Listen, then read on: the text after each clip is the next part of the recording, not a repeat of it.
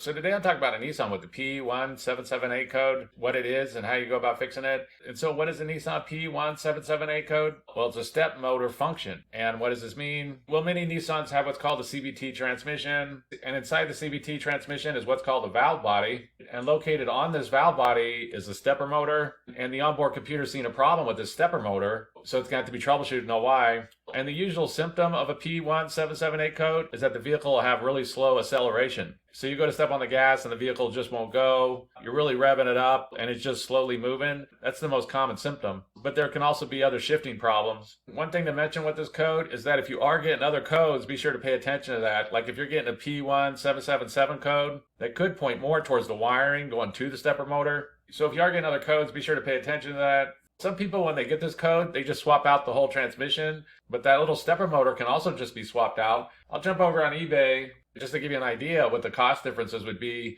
A whole new transmission is going to cost you around $2,000, maybe even $3,000. Of course, it's going to vary on the type of Nissan. That little stepper motor is usually just around $30, $40. So you can just swap out this little stepper motor, which is a much cheaper option. If you do decide to swap out that little stepper motor, then there's a few things to keep in mind. Number one, try to find a good YouTube video on your particular Nissan, because that go a long ways in helping you swap out that little stepper motor.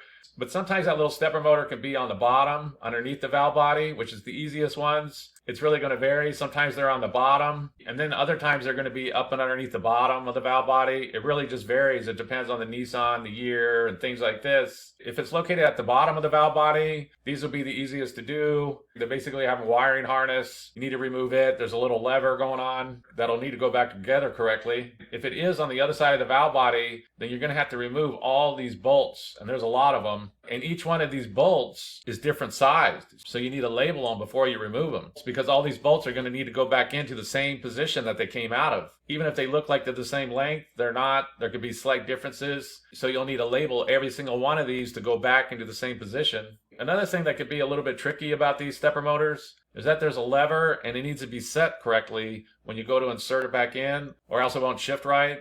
There's some little holes that go straight through the valve body. And what you do is you insert like an Allen key or something like that up into the hole so that it holds that little lever when you bolt it into place. If you get this wrong, you have to take the whole thing back apart because it's not set correctly. In this example right here, this is set correctly, but it did have to be removed and redone because the wrong hole is used to hold this lever in place when it was inserted back up and in there. So be sure to get that correct, get a manual or whatever you need to do. But quite often just replacing that little stepper motor can solve this issue. But like I said, if you do go to do this and you've never done this before, try to find a video on your specific Nissan to know for sure what's going on, or find a really good manual to know all the steps and procedures that you need to do to put it back together.